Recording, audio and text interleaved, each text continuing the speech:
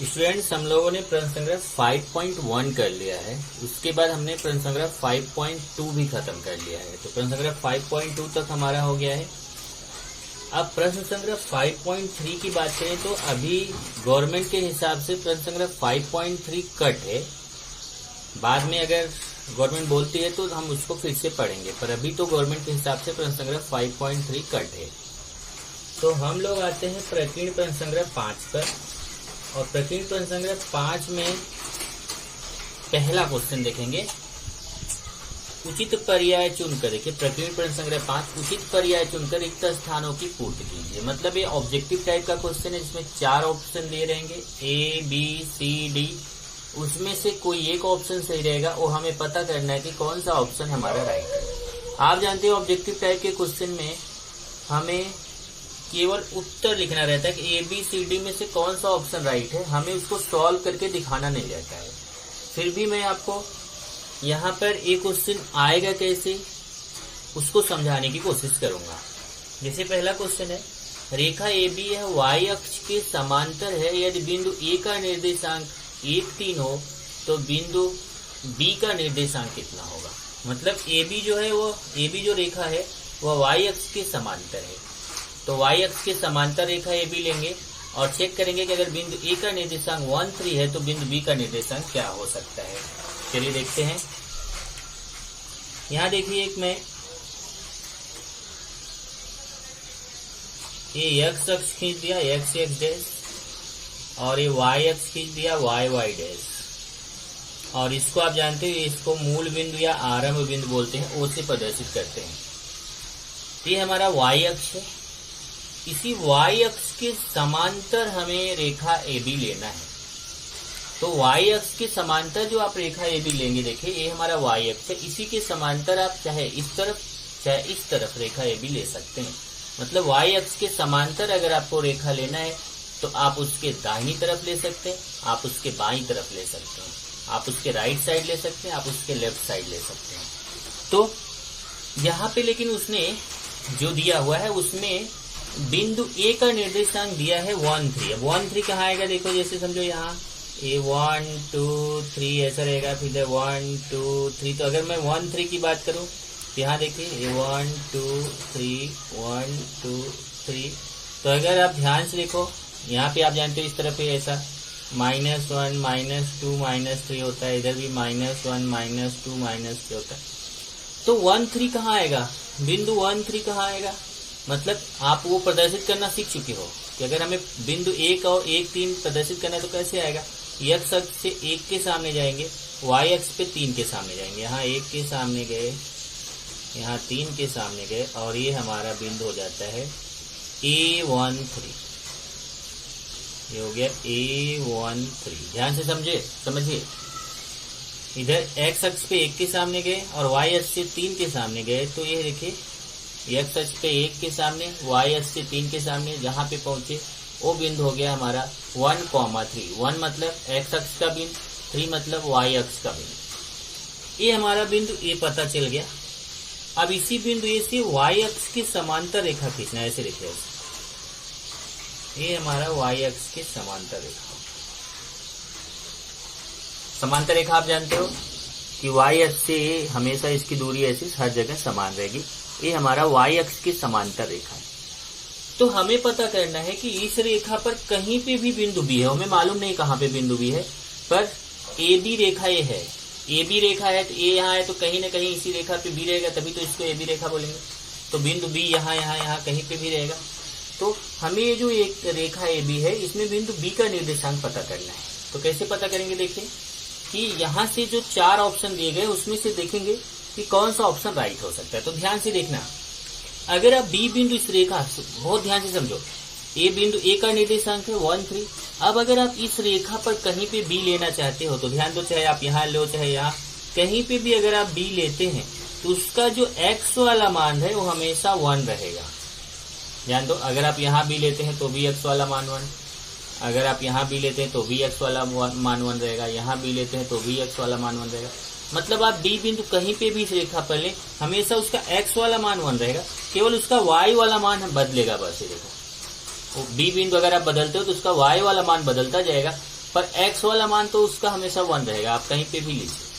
तो देखते हैं उन चारों में से कौन सा ऐसा बिंदु है जिसका x वाला मान 1 है, जिसका x वाला मान 1 रहेगा वही आंसर हो जाएगा। तो ये देखिए यहाँ पे ये 3 1 है, ये 5 3 है, ये 3 0 है। ये देखिए 1 - 3 ऐसा है जिसमें x वाला मान 1 है, क्योंकि अगर आप ए बी रेखा लेते हैं, इस पे कोई भी बिंदु b कहीं पे भी b लेंगे तो उस b का x वाला मान हमेशा 1 रहेगा, केवल उसका y वाला मान बदलेगा। तो आपको उन चारों में से देखना है किसमें x का मान 1 है, वही वाला अपना आंसर हो जाएगा। यहाँ पे देखते हैं, ये देखो x वाला मान यहाँ पे 1 है, तो ये हमारा डी वाला ऑप्शन राइट है। तो यहाँ पे उत्तर में लिख देंगे डी। दूसरा, निम्नलिखित में से बिंदु x अक्ष पर धन दिशा की ओर है। अब देखिए x अक्ष है, x अक्ष की ये धन दिशा है, ये देखिए x अक्ष की धन दिशा है। तो हमें पता करना है कि इस तरफ कौन सा बिंदु है। तो अगर आप देखो इधर, तो ये -2 0, इसको मैं फिर से मिटा के बनाता हूँ और इन बिंदुओं को प्रदर्शित करता हूँ। जैसे देखिए ये हमारा है, अगर हम -2 0 लें तो -2 0 कहाँ आएगा, देखिए a -1 -2, a -2 0 x अक्ष की ऋण दिशा में आएगा। 0 2 ले तो किधर आएगा, 0 2 देखिए इधर आएगा, 1 2, a 0 2 आएगा जो कि y अक्ष पे आएगा। और 2 3 अगर लें तो ये देखिए 1 2 और यहाँ a 2 3 आएगा, ये हमारा x अक्ष की धन दिशा की तरफ है। और अगर हम 2 0 लें तो 2 0 देखिए a होगा। तो यहाँ इसने पूछा है कि x अक्ष पर होना चाहिए। तो ध्यान से देखिए, निम्नलिखित में कौन सा बिंदु x अक्ष पर है। तो x अक्ष पर बिंदु अगर देखें तो x अक्ष पे कोई भी बिंदु रहता है तो आप जानते हैं उसका y वाला मान 0 होता है। तो पहले तो इन चारों में से आप देखें कि ऐसा कौन सा बिंदु है जिसमें उसका y वाला मान 0 हो। जैसे देखिए यहाँ पे a वाला जो है इसमें भी y वाला मान 0 है, d वाला है इसमें भी y वाला मान 0 है। तो इन दोनों में से कोई एक उत्तर है। अब उसमें a x अक्ष की ऋण दिशा में है और a x अक्ष की धन दिशा में। तो उत्तर कौन सा है, डी, क्योंकि x अक्ष पर होना चाहिए और धन दिशा मतलब प्लस में होना चाहिए। तो हमारा उत्तर कौन सा हो गया, डी हो गया। यहाँ पे हम लिख देंगे उत्तर डी। तो दूसरे का भी उत्तर आ गया डी। अब आते हैं तीसरा, देखो ये बोला है -3 4 की इस बिंदु की आरंभ बिंदु से दूरी। अब देखिए तीसरा है -3 4, तो ये जो -3 4 है इसको हम मान लेंगे ये बिंदु को x1 y1, और आरंभ बिंदु को क्या बोलते हैं, मूल बिंदु या आरंभ बिंदु, उसको 0 0 बोलते हैं। इसको मानेंगे x2 y2 और फिर इन दोनों बिंदुओं के बीच की दूरी निकालेंगे। तो दूरी का सूत्र क्या होता है, x2 - x1 होल स्क्वायर, करंडी में x2 - x1 होल स्क्वायर और y2 - y1 होल स्क्वायर। देखिए यही तो फॉर्मूला है, करंडी में x2 - x1 whole square plus y2 - y1 whole square. अब चलिए इसमें मान रखते हैं, x2 मतलब 0 माइनस x1 मतलब -3 होल स्क्वायर प्लस y2 मतलब 0, फिर ये सूत्र वाला माइनस y1 मतलब 4 होल स्क्वायर। चेक कर लीजिए, दूरी का सूत्र लगाना आप सीख चुके हो। ये 0 माइनस माइनस का गुणा होगा +3 स्क्वायर और 0 - 4 स्क्वायर, ये आ जाएगा। देखिए 0 + 3 कितना आएगा, 3 स्क्वायर और 0 - 4 कितना आएगा, -4 स्क्वायर। 3 का स्क्वायर 9 होता है, -4 का स्क्वायर 16 होता है क्योंकि माइनस का स्क्वायर प्लस होता है। 9 और 16 जोड़ेंगे तो 25 और 25 का वर्गमूल होता है 5। इसका मतलब बिंदु -3 4 की मूल बिंदु से दूरी के सूत्र से निकालेंगे तो कितना आएगा, 5। अब इसमें से देखते हैं 5 कौन सा आंसर है, सी वाला ऑप्शन 5 है। देखो तो यहाँ पे उत्तर में लिख देंगे सी, ये हमारा सी वाला उत्तर सही है। इसी में एक चौथा क्वेश्चन भी है, जैसे देखो पहला दूसरा, ये हमारा प्रश्न 1 का ऑब्जेक्टिव टाइप का कितना क्वेश्चन हो गया, 1 2 3 तो मैंने करा दिया। चौथा कट आउट है, अपने टेक्स्ट बुक में उसको कट कर लीजिएगा, वो क्वेश्चन आपको नहीं पढ़ना है अभी।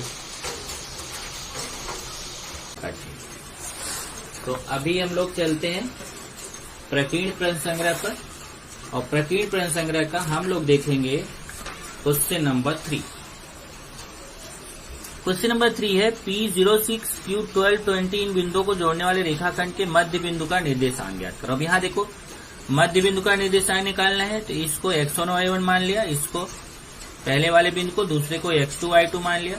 और जिस बिंदु का मध्य बिंदु का निर्देशांक निकालना है, मतलब ऐसे समझो डायग्राम बना लेंगे, थोड़ा इजी रहेगा आपको। ए हो गया अपना P का निर्देशांक 0 6, और यहाँ हो गया Q का 12 और 20, 12 और 20 हो गया Q का निर्देशांक। और हमें इसके मध्य बिंदु का निर्देशांक निकालना। इन्होंने मान लिया माना मध्य बिंदु M है जिसका निर्देशांक XY है। फिर आप सूत्र जानते हैं मध्य बिंदु का, x बराबर x1 प्लस x2/2, तो 0 प्लस 12/2 6 आएगा। ऐसे y बराबर y1 प्लस y2/2, 6 प्लस 20/2 तो 13 आएगा। इस तरीके से आपको 6, इधर देखिए 13 मध्य बिंदु हो जाएगा। अगला है A38 B-93 इन बिंदुओं को जोड़ने वाले रेखाखंड को y अक्ष की अनुपात में विभाजित करता है। तो ये देखिए, ये ऐसा उदाहरण आप पहले कर चुके हो, मैंने आपको पढ़ाया था। A38 दिया है, इस निर्देशांक को x1 y1 मान लो, B x2 y2 मान लो। अब यहाँ देखिए, मैं इसको बना के आपको दिखाता हूँ। A हो गया, A का निर्देशांक है 38, और दूसरा बिंदु हो गया B का निर्देशांक -93। अब इसको बोलते हैं कि y अक्ष। अब y अक्ष पे मान लेते हैं कि ये रेखा कहीं जाकर के y अक्ष इसको काटता है, तो y अक्ष मान लेते हैं बिंदु M पर काटता है। देखो यहाँ M लिखा है, आप कोई भी नाम दे सकते हो। तो कभी भी ध्यान रखो, y अक्ष पे x वाला निर्देशांक 0 हो। अगर ये पहले ही बोल दिया कि ये बिंदु कहाँ पे है, बिंदु M कहाँ पे है, y अक्ष पे है, तो y अक्ष पे समझ आइए, y अक्ष पे x वाला निर्देशांक 0 होता है। आप पहले से ही जानते हो, y अक्ष पे x वाला निर्देशांक 0 होता है। और अगर यहाँ पे y अक्ष की जगह x अक्ष बोला होता तो मैं जो y वाला मान होता वो 0 लेता। तो यहाँ पे हमें कौन सा 0 लेना है, x वाला, क्योंकि y अक्ष पे x वाला मान 0 होता है, y वाला मान कुछ भी हो सकता है। अब हमें अनुपात निकालना है, तो जो देखिए x वाला मान 0 है ना, तो जो मान हमें पता है उसी वाले सूत्र से हम अनुपात निकाल लेंगे। हम x अपना विभाजन का सूत्र लगाएंगे, लेकिन सबसे पहले अनुपात देखेंगे। अनुपात हमें पूछा है कौन से अनुपात में विभाजित करता है, तो मान लेते हैं m अनुपात n के अनुपात में विभाजित करता है। इसको मान लेंगे x1 y1, इसको मान लेंगे x2 y2, और ये सूत्र है ही x equal to mx2 plus nx1/m+n। तो x की जगह पे क्या रख दिया, देखो 0, m का मान पता नहीं है, x2 मतलब -9 प्लस n का मान पता नहीं है, x1 मतलब 3/m+n। ये देखिए यहाँ पे इधर जाके 0 से गुणा होगा, m+n का -9m प्लस 3n आएगा। इधर आके ये प्लस हो जाएगा, क्योंकि ये तो 0 का गुणा करेंगे 0 होगा, और n को इधर बटे में लाएंगे, 9 को इधर, इसको काटेंगे 1/3, m/n, m अनुपात n का मान कितना आएगा, 1/3। इस तरीके से हमें पता चल गया कि बिंदु A और B इन बिंदुओं को जोड़ने वाले रेखाखंड जो y अक्ष है किस अनुपात में विभाजित करेगा, 1/3 के अनुपात में विभाजित करेगा।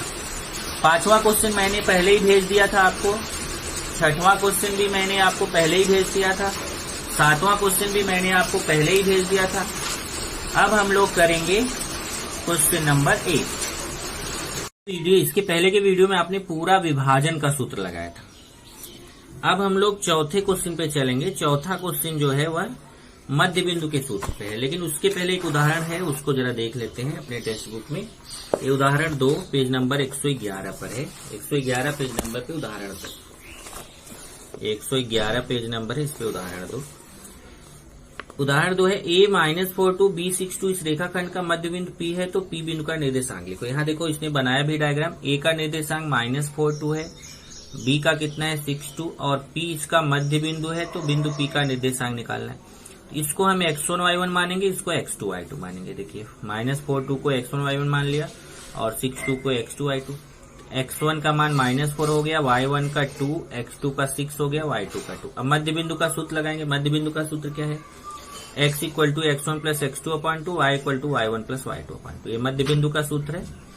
अब यहाँ पे मान केवल रखना है। पहले x1 का मान देखिए -4 है, x1 का -4 प्लस x2 का मान यहाँ से देखिए 6/2, 6 में से 4 जाएगा 2/2, काटेंगे 1 आएगा। ऐसे यहाँ पे मान रखेंगे y1 का, y1 का कितना है 2 प्लस y2 का रखेंगे, y2 का भी 2 है अपन 2, 2 जोड़ेंगे 4/2, काटेंगे तो 2। इस तरीके से जो मध्य बिंदु P है उसमें xy का मान मिल गया कितना 1, 2, 1,2, तो बिंदु P का निर्देशांक हो गया 1,2। अगर आप देखें तो सेम क्वेश्चन यहाँ पे है, थोड़ा सा घुमा के दिया है। रेखाखंड AB या वृत्त का व्यास है, देखिए ये वृत्त है और AB इसका व्यास है, जिसका केंद्र P है, ये केंद्र P है। यदि A का निर्देशांक 2 - 3 है, P का निर्देशांक -2 0 है, तो B का निर्देशांक निकालना। अब की बार मध्य बिंदु का नहीं निकालना है, बल्कि मध्य बिंदु का हमें पता है और हमें इस B का निकालना। तरीका सेम है, उसमें कुछ फर्क नहीं। इसको A को मानेंगे x1 y1 और ये B समझो है x2 y2 और ये हमारा होता है xy। ओके, अब बेस्ट ये होता है कि जो यहाँ पे B का निर्देशांक है ना, ये जो B का निर्देशांक इन्होंने माना xy, अगर इसको AB मान लेते तो कंफ्यूजन नहीं होता। तो यहाँ पे आप क्या करो ना, ये B का निर्देशांक आप xy ना मान के AB मान लीजिए। तो मैं यहाँ पे लिख देता हूँ, इसको A लिख दीजिए A और इसको लिख दीजिए B। तो B का निर्देशांक माना, B का निर्देशांक AB है। देखिए A का निर्देशांक तो 2 - 3 है और P का -2 0 है। मान लेते हैं B का निर्देशांक है A, B। अब मध्य बिंदु का सूत्र लगाएंगे। मध्य बिंदु का सूत्र क्या है, देखिए यहाँ मैं लिख देता हूँ x बराबर x1 प्लस x2/2 और यहाँ पे भी लिख देते हैं y बराबर y1 प्लस y2/2। यही तो सूत्र है। अब इसी सूत्र में यहाँ मान रखा गया। देखिए x का मान कितना है -2, तो देखिए यहाँ x का मान -2, फिर बराबर, फिर x1 का मान कितना है 2, देखिए x1 का मान 2, तो x1 की जगह पे 2, फिर प्लस x2 का मान कितना है a, तो यहाँ मैं लिख देता हूँ a। ओके, और /2। अब यहाँ देखिए ये 2 दूना 4 हो जाएगा, -4 और 2 प्लस a, यहाँ मैं ये लिख देता हूँ। अब यहाँ 2 इधर आएगा तो +2 इधर आके -2 हो जाएगा, a अपनी जगह रहेगा, ये अपनी जगह है और ये इधर आके हो जाएगा। अब ऋण ऋण जोड़ा जाता है, 4 2 6 बड़ी संख्या का चिन्ह। इस तरीके से A का मान आ जाएगा -6। ओके, ऐसे ही B का निकालेंगे। चलिए Y, अब इस सूत्र में मान रखेंगे Y, पहले Y का मान 0 है, Y का मान 0 बराबर y1 का मान -3, y1 की जगह -3 प्लस y2 का मान b, तो यहाँ y2 का मान मैं b लिख देता हूँ। अब अपॉन 2, ये 2 का उधर जाके गुणा होगा, 0 गुणे 2 हो जाएगा, यही बचेगा -3 प्लस b। और फिर ये देखिए 0 से गुणा होगा तो 0 ही आएगा, तो -3 प्लस b इक्वल टू 0 हो जाएगा, क्योंकि -3 प्लस b इक्वल टू ये 0। और फिर ये 3 को उधर लेके जाएंगे तो b इक्वल टू -3 उधर जाके क्या हो जाएगा, +3 हो जाएगा। इस तरीके से b का मान 3 आएगा। a का मान -6 आ गया, b का 3 आ गया। तो ये देखिए यही b बिंदु का निर्देशांक माना था a b, तो b बिंदु का निर्देशांक हो गया -6 और 3। देखिए a का मान -6, b का मान 3, तो आंसर हो गया -6 3। पांचवा क्वेश्चन देखेंगे तो ये लिखा है 8 9 b 1 2 जोड़ने वाले रेखाखंड AB को p k7 कौन से अनुपात में विभाजित करता है। अब ये क्वेश्चन असल में ये जो तीसरा क्वेश्चन है इसके जैसा है, लेकिन तीसरे क्वेश्चन और इसमें मैं आपको फर्क बताता हूँ। यहाँ पे देखिए मैं पहले डायग्राम बना देता हूँ तब आपको फर्क बताता हूँ। ये आपका बिंदु A है जिसका निर्देशांक है 8 9, और यहाँ पे बिंदु B है जिसका निर्देशांक है 1 2, और यहाँ पे बिंदु P है जिसका निर्देशांक है k, 7। अब इसमें पहले हमें पता करना है कौन से अनुपात में विभाजित करता है, फिर यहाँ पे k का मान निकालना। तो इस क्वेश्चन और इस क्वेश्चन का फर्क बताता हूँ। इसमें भी हमें अनुपात निकालना था, इसमें भी हमें अनुपात निकालना है, इसमें भी अनुपात निकालना है। लेकिन यहाँ कैसा था कि हम चाहे x वाला सूत्र लगाते चाहे y वाला सूत्र लगाते, हमें मान ये आ जाता 2 अनुपात के साथ। इसमें x वाला सूत्र लगाया, पर अगर आप इसमें y वाला सूत्र लगाओगे तो भी आपको यही आंसर आएगा, क्योंकि इसमें x और y दोनों का मान संख्या में दिया है। जबकि यहाँ देखेंगे तो यहाँ जो x y का मान है उसमें x वाला मान संख्या में नहीं दिया है, केवल y वाला मान संख्या में दिया है। ये देखिए a मान तो सही है, x1 y1 का मान भी संख्या में दिया है, x2 y2 का मान भी संख्या में दिया है, लेकिन जो xy का मान दिया है वो उसमें x वाला मान संख्या में नहीं है। देखिए x वाला मान k संख्या में नहीं है, तो आप इसको x वाले सूत्र से अगर इस वाले सूत्र से अनुपात निकालेंगे तो आपको नहीं आएगा, क्योंकि k जो है वो आपको फंसा देगा। इसलिए जो मान हमें पता है y वाला मान पता है ना, तो इसलिए हम y वाले सूत्र से करेंगे तो हमें अनुपात मिलेगा। देखिए यहाँ पे उसने y वाला सूत्र ही लगाया हुआ है। देखते हैं y वाला सूत्र क्या है। ये देखिए विभाजन का सूत्र लगाया है y वाला।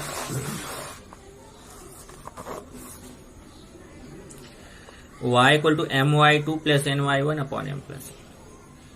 तो मान जो है वो मान रख के फिर यहाँ से देखिए m अनुपात n का मान आ गया 2:5। अब जब y वाले सूत्र से, यहाँ देखिए y वाले सूत्र से जब हमें m अनुपात n का मान आ गया, तब हम k का मान निकालना है। तो k का मान निकालने के लिए हम x वाला सूत्र जो है अब इसको लगाएंगे। अब देखिए बाद में इसने जब अनुपात उसको पता चल गया 2:5, तब उसने x वाला सूत्र लगाया है और x वाला सूत्र लगा के k का मान निकाला। तो इसमें ध्यान रखना है कि हमें क्योंकि y वाला मान मालूम है, x वाला मान मालूम नहीं, इसलिए पहले y वाला सूत्र लगा करके m और n का अनुपात निकाल लेंगे, तब x वाला सूत्र लगा के हम k का मान निकालेंगे। और एक लास्ट क्वेश्चन और देख लीजिए, 6वां। 22, 20 तथा 0, 16 को जोड़ने वाले रेखाखंड के मध्य बिंदु का निर्देशांक ज्ञात कीजिए। यहाँ पे भी मध्य बिंदु का निर्देशांक निकालना है, तो ये तो आप इस आसानी से निकाल सकते हो। एक बिंदु A है, दूसरा मान लेते हैं B है, और इसका मध्य बिंदु है P। अब की बार मध्य बिंदु है, तो मध्य बिंदु का सूत्र आपको मालूम है, x equal to x1 plus x2 upon 2, y equal to y1 plus y2 upon 2। A का निर्देशांक है 22, 20, B का निर्देशांक है 0, 16, P का निकालना है, इसका मान लेते हैं xy है। तो देखिए इसको A वाले को क्या मानेंगे, x1 y1, B वाले को क्या मानेंगे, x2 y2। ठीक है, तो सूत्र क्या है, x equal to x1 plus x2 upon 2, y equal to y1 plus y2 upon 2। अब सूत्र में मान रखेंगे, x1 का मान 22 प्लस x2 का मान 0 अपॉन 2। 22 में 0 जोड़ेंगे 22, 22 में 2 का भाग देंगे 11। ऐसे y वाला निकाल लेंगे, y1 plus y2 upon 2, 20 plus 16/2, 20 में 16 जोड़ेंगे 36, 36 में 2 का भाग देंगे 18। इस तरीके से आपको ये बिंदु का निर्देशांक मिल जाएगा। अगला है नीचे दिए गए त्रिभुज के शीर्ष बिंदु प्रत्येक त्रिभुज का केंद्रक निकालिए। अब इसमें देखिए त्रिभुज का केंद्रक निकालना है, तो ये त्रिभुज का बताया था ना, ये ऐसे है आपका, एक बिंदु जो है उसको x1 y1 मानो, दूसरे को x2 y2 मानो, तीसरे को x3 y3 मानो। जैसे A है -7 6, B कितना है, B है 2 -2 और C है 8 5। तो इसको x1 y1 मान लीजिए। देखिए -7 6 को x1 y1 मान लिया, इसको x2 y2 मान लो, इसको x3 y3। कोई जरूरी नहीं, आप किसी को भी x1 y1, किसी को भी x2 y2, किसी को भी x3 y3 मान सकते हैं। और इसका जो केंद्रक G है उसका निर्देशांक निकालना, G का। तो G के निर्देशांक को हम मान लेते हैं xy। देखिए माना G केंद्रक है और G का निर्देशांक मान लेते हैं xy। x का सूत्र है x1 plus x2 plus x3 upon 3, y का सूत्र है y1 plus y2 plus y3 upon 3। अभी सूत्र बताया था आपको। अब मान रखना है, देखिए x1 plus x2 plus x3 upon 3, -7 plus 2 plus 8 upon 3। देखिए -7 प्लस 2 प्लस 8 अपॉन 3। अब यहाँ से देखिए 8 2 10 आएगा, 10 में 7 जाएगा, 3/3 काटेंगे 1 आएगा। ऐसे y का y1 plus y2 plus y3 upon 3, 6 minus 2 plus 5 upon 2। देखिए 6 प्लस -2 प्लस 5 अपॉन 3। तो यहाँ पे देखिए 6 में से 2 जाएगा 4, 4 में 5 जुड़ेगा तो 9 आएगा, 9/3 काटेंगे तो 3 आ जाएगा। तो y का मान कितना आ गया, 3। इस तरीके से x का मान 1 आ गया। देखिए आपने x और y माना था, तो x का मान 1 आ गया, y का 3 आ गया, तो बिंदु G का निर्देशांक हो जाएगा 1,3। इधर देखिए बिंदु G का निर्देशांक 1,3। सेम ऐसा ही दूसरा क्वेश्चन है, सेम ऐसा ही तीसरा क्वेश्चन है। त्रिभुज आप बना लेना, जरूरत पड़े, नहीं बनाओगे तो भी चलेगा। ऐसे ही प्रश्न 8 है। त्रिभुज एबीसी में बिंदु G का केंद्रक है, बिंदु AB तथा G के निर्देशांक दिए गए हैं, बिंदु C का निर्देशांक निकालना। इसमें थोड़ा सा फर्क है कि इसमें G का दिया हुआ है और C का निकालना है। ABC, ये है G। तो इसमें देखिए A का निर्देशांक आपको दिया है, उसको x1 y1 मानेंगे। B का दिया हुआ है, उसको x2 y2 मानेंगे। C का नहीं दिया है, उसको हमें पता करना है, उसको x3 y3 मानेंगे। और G xy, मतलब ये C वाले का x3 y3 का मान निकालना है। तो वही सूत्र लगाएंगे, केवल जिसका मान उसकी जगह। ध्यान रखिएगा, आपकी बात G का मान पता है तो x का मान -4 पता है, तो x की जगह -4। x3 का नहीं पता है तो उसको वैसे लिखेंगे। इस तरीके से हमें x3 का मान मिल जाएगा और यहाँ से हमें y3 का, तो हमें C का निर्देशांक मिल जाएगा -1 -6। इसी तरीके से सेम क्वेश्चन आपका ये 9वां भी है। G दिया है, A दिया है, B दिया है, C दिया है, हमें H और K का मान निकालना। तो सेम तरीके से इसको भी करना है। तो 9वें क्वेश्चन तक आपको खुद से कर लेना है। अगले लेक्चर में हम 10वां, 11वां, 12वां जो कि बड़े बड़े क्वेश्चन है उसको करेंगे।